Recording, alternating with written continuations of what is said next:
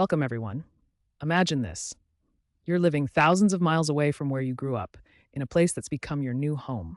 You have your life, your work, and your family ties neatly tucked into a corner of your heart that aches for a connection to your roots. Then suddenly, you're presented with a rare opportunity to bridge that distance, to bring a piece of your past into your present. What would you do?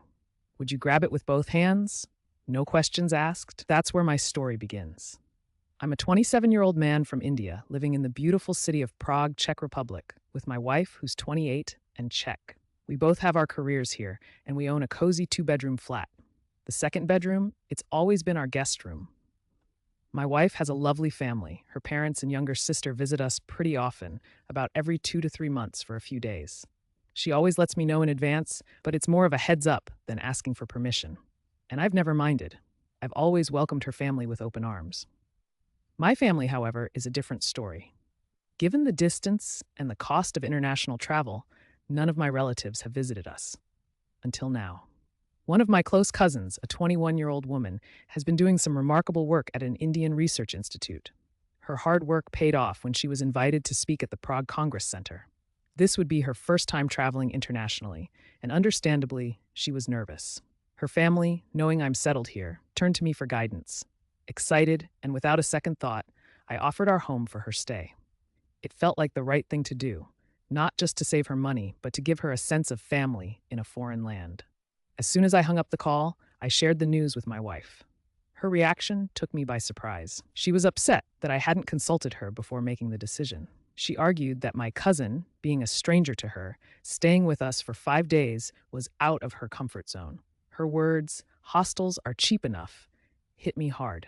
It felt like we were suddenly on different pages. I tried to keep my cool, explaining how this was a unique situation, my cousin's first international trip, and how important it was for me to support her. I couldn't help but draw parallels with how her family visits us without me ever objecting, but this only seemed to add fuel to the fire. Now, I find myself caught in a whirlwind of emotions, questioning if I crossed a line by not asking my wife first. It's a tangled web of cultural expectations, the dynamics of shared spaces, and the essence of what it means to be family, especially when that family is oceans away.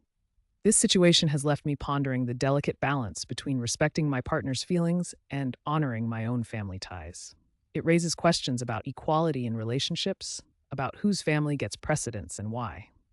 It's a reminder that marriage is a blending of worlds, each with its own traditions, expectations, and boundaries.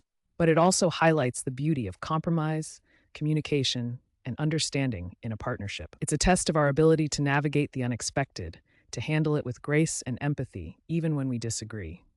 I'd love to hear your thoughts on this. Was I wrong for offering my cousin a place to stay without asking my wife first? Is there a better way I could have handled the situation? How do you balance the needs and comfort of your partner with the expectations and obligations you feel towards your own family? It's about finding common ground, even when the ground seems to shift beneath our feet. It's a conversation I hope we can have, one that I believe can bring us closer to understanding not just each other, but ourselves a little better.